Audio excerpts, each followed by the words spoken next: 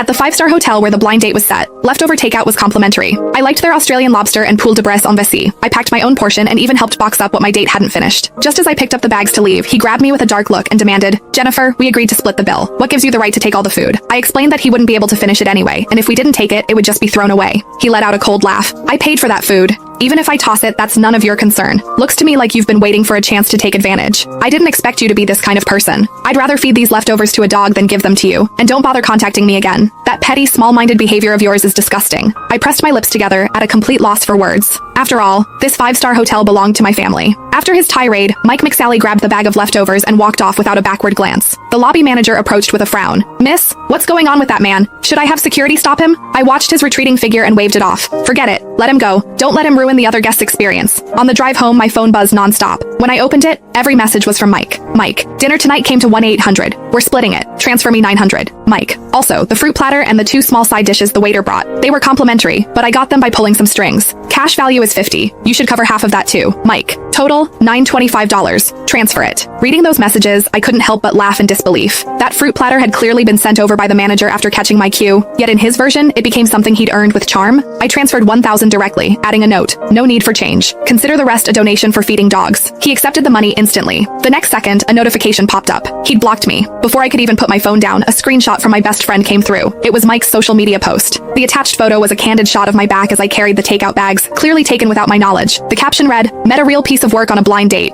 Orders the most expensive dishes, then packs up everything she can't finish." We agreed to split the bill, but she even tried to take my leftovers. Seriously, what's wrong with girls these days? Are they that desperate? Frugality is a virtue, sure, but using it as an excuse to take advantage of men, that's just shameless. Guys, be careful when you go on blind dates. Run into a gold digger like this, and you're asking for trouble. The comment section was full of his friends chiming in. "Man, Mike, you've got it rough. That wasn't a date. You were doing charity work. You can tell at a glance she's never seen the world. Probably never eaten at a 5-star hotel in her life. Wanted to pack it up and brag later. People like this should be exposed. Make sure she can't show her face in the dating scene again." I was still scrolling through the comments when my Aunt Marion called. The moment I picked up, she launched into a lecture. "Jennifer, what on earth happened? Mike's mother just called me. She said you're the worst. She said you have no manners, that you eat like you've been starving your whole life, and that you're someone who likes taking advantage of others. I introduced Mike to you because he works at a major company. He's a promising prospect. But look at what you've done. You've completely offended him over a few boxes of leftovers. You're not short on food at home. Is this really necessary?" Aunt Marion scolded. I took a deep breath, forcing down my anger. "Aunt Marion, Mike insisted on splitting the bill. He even said he'd rather throw the leftovers away than let me take them. I just didn't want to waste." "All right, that's enough." She cut me off sharply. "Men care about their pride. Packing food right in front of him, wasn't that basically slapping him in the face, saying he couldn't afford to treat you? Mike's mother said it herself. Women should be sensible, reserved. With behavior like yours, how are you ever going to marry into the McSally family?" I let out a cold laugh. Marry into the McSally family, even if they begged